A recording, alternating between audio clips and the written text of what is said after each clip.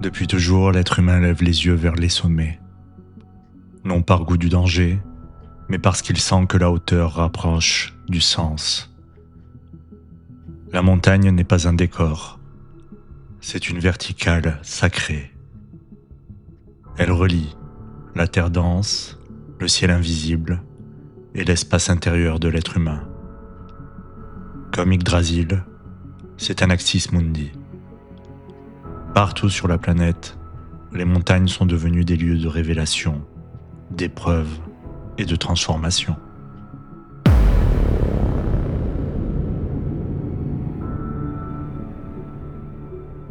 Dans les mythes, la montagne est souvent le centre du monde, un pilier entre les plans, un lieu de passage.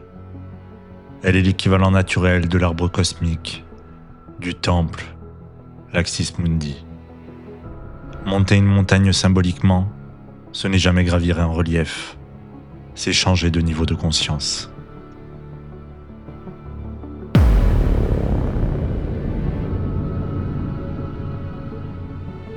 Au Japon, les montagnes ne sont jamais vides, elles sont vivantes. Chaque montagne est traditionnellement le lieu de résidence d'un tengu, esprit yokai, gardien et initiateur. Les tengus ne sont ni bons ni mauvais, ils éprouvent ceux qui montent. Le mont Kurama est l'un des exemples les plus puissants. C'est le lieu de résidence du roi des tengus, Sojobo. Selon la tradition, il fut l'instructeur secret du héros Minamoto no Yoshitsune. La montagne devient alors une école invisible, un lieu d'initiation caché, un espace de transformation intérieure. C'est aussi le refuge des Yamabushi, les moines ermites des courants ésotériques du Shinto et du bouddhisme. Pour eux, la montagne est un corps vivant à traverser.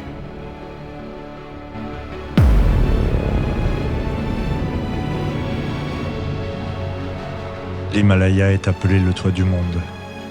Il est à la fois un lieu d'ascèse et de silence, d'effacement de l'ego. C'est la région associée au Dalai Lama, symbole de la compassion et de la sagesse.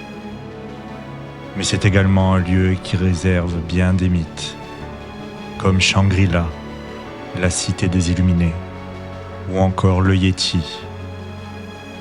Comme souvent dans les traditions, là où réside l'éveil, réside aussi le mystère. La montagne confronte l'homme à sa petitesse avant de lui offrir l'ouverture.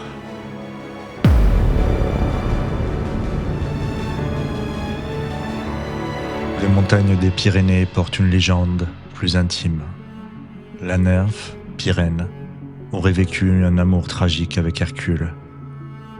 À sa mort, Hercule, inconsolable, aurait élevé un immense tombeau de pierre. Ainsi seraient nées les Pyrénées, de l'amour, du deuil, de la mémoire. La montagne devient ainsi le témoin figé d'une émotion humaine profonde.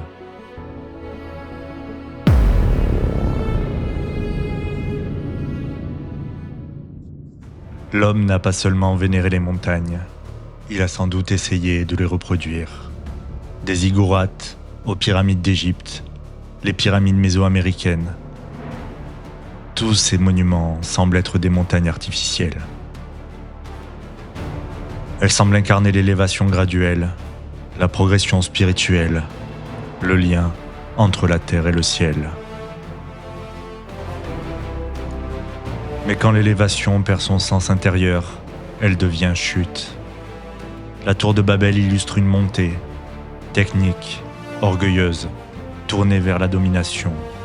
Sans transformation intérieure, la verticalité se brise. La mythologie grecque raconte un épisode fondamental, la gigantomachie. Les titans tentent d'escalader le mont Olympe en empilant des montagnes les unes sur les autres. Ils ne cherchent pas la sagesse, ils cherchent le pouvoir, la domination. Ils veulent être au-dessus, pas au-dedans. Et cette élévation est vouée à l'échec. Pourquoi ? Parce qu'elle est motivée par l'hybris, la démesure, l'orgueil, le refus de transformation. Comme la tour de Babel, c'est une montée sans catabase. Les mythes sont clairs pourtant. Monter sans se transformer, c'est chuter.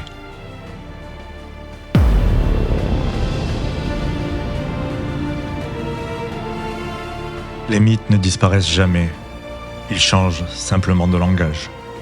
La culture populaire moderne continue de raconter les mêmes récits initiatiques, avec les mêmes symboles. Et la montagne y occupe toujours une place centrale. Dans Le Seigneur des Anneaux, la montagne du destin n'est pas un simple volcan. C'est un lieu de vérité absolue. On n'y va pas pour gagner, on y va pour se défaire. L'ascension est une épreuve de dépouillement, où l'ego, la volonté et le pouvoir sont mis à nu. La montagne devient le lieu où l'homme affronte ce qu'il porte de plus dangereux, le désir de domination. Les monts brumeux abritent les mines de la Moria. Pour les héros, le passage est obligatoire, c'est une catabase. Dans l'obscurité, le guide tombe.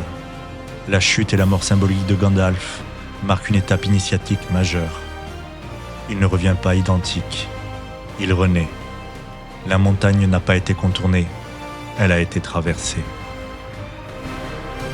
Dans H.P. Lovecraft, les montagnes ne mènent pas à l'illumination, mais à l'effondrement des certitudes. Les montagnes hallucinées sont trop anciennes, trop vastes et trop indifférentes. Elles confrontent l'homme à l'insignifiance de son savoir. Ici, la montagne ne révèle pas Dieu, elle révèle le vide. Dans La montagne sacrée d'Alejandro Jodorowsky, l'ascension est une quête alchimique. Les personnages gravissent la montagne pour devenir immortels. Mais au sommet, ils découvrent que la quête était un leurre. La vraie transformation n'était pas dans la montagne, mais dans le regard porté sur la réalité. Le film brise le mythe pour en révéler le cœur. Qu'il s'agisse de fantaisie, de science-fiction ou de cinéma ésotérique, le message reste le même. La montagne n'est jamais un décor, c'est une épreuve de vérité. Celui qui refuse de descendre échoue, celui qui accepte la traversée renaît.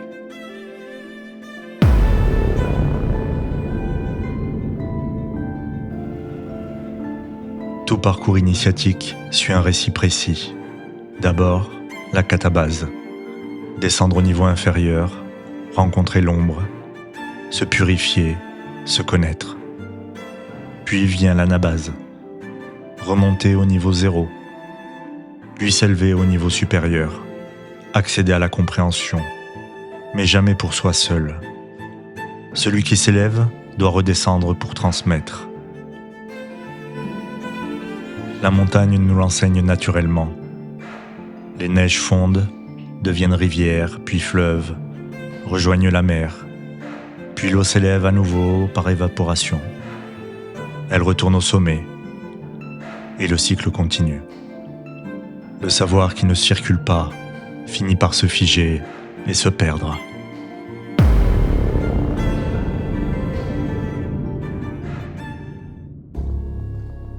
Installe-toi confortablement et ferme les yeux. Prends conscience de ta respiration sans la modifier. Observe-la.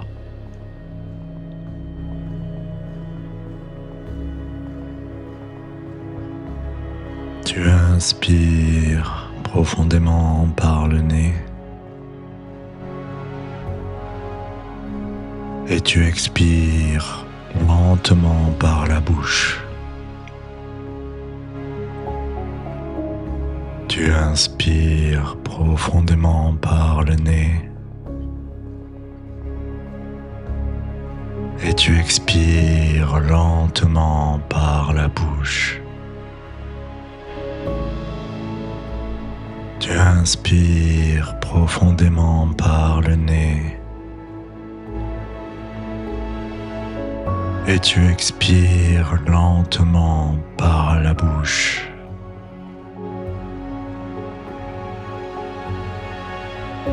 À chaque expiration, ton corps se relâche.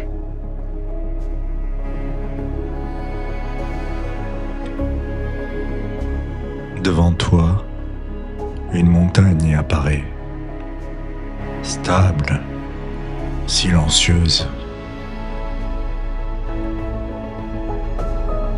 Prends le temps de l'observer, d'observer la luminosité, le climat, les bruits. Aide-toi de tes sens pour rendre ta montagne encore plus réelle.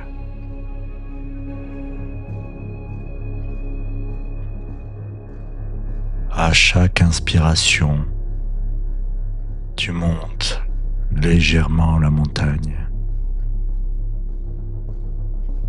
Et à chaque expiration, tu déposes ce qui te pèse. Tu relâches le trop-point, les lestes.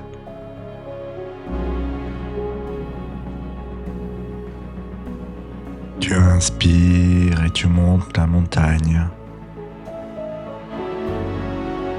Tu expires et tu relâches le trop-plein.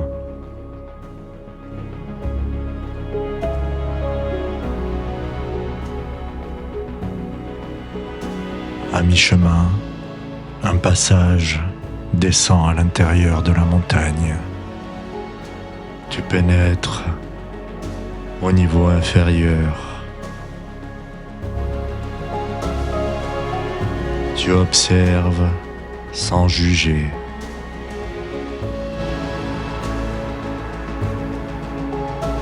Tu observes tes forces et tes faiblesses, sans te juger, mais en acceptant la vérité. Et tu respires.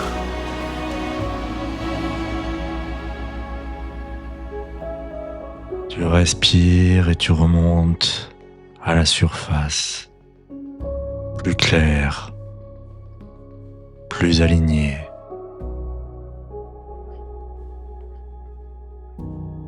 Tu sens tes épaules relâchées, ton ventre souple, ta respiration profonde. Et puis tu poursuis ton chemin jusqu'au sommet, jusqu'au niveau supérieur, vers le ciel, vers la chaleur du soleil.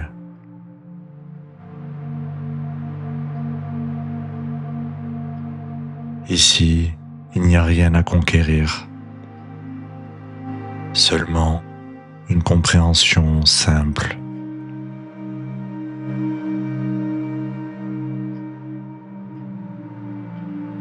Comme l'eau, tu la laisses redescendre en toi pour irriguer ta vie quotidienne.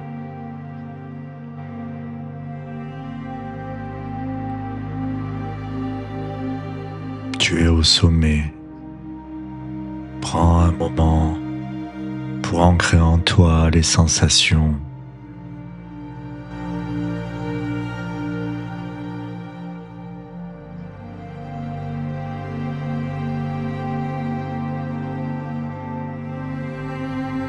Et une fois fait, tu vas pouvoir redescendre la montagne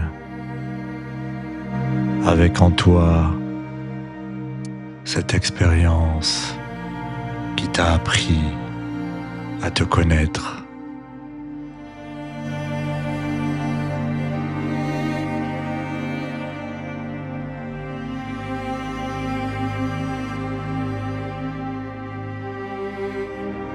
Et maintenant, tu vas pouvoir te concentrer à nouveau sur ta respiration, ici et maintenant. Tu vas pouvoir redonner du mouvement à ton corps en bougeant les doigts, les poignets, les chevilles, en t'étirant peut-être.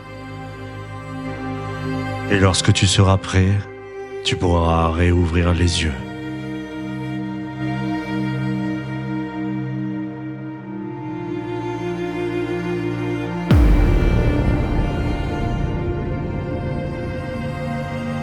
Les montagnes sacrées ne demandent pas la force, elles demandent de l'humilité. la lenteur, l'écoute. Celui qui monte sans orgueil et redescend sans mépris devient un passeur. Et peut-être est-ce là la plus haute des altitudes.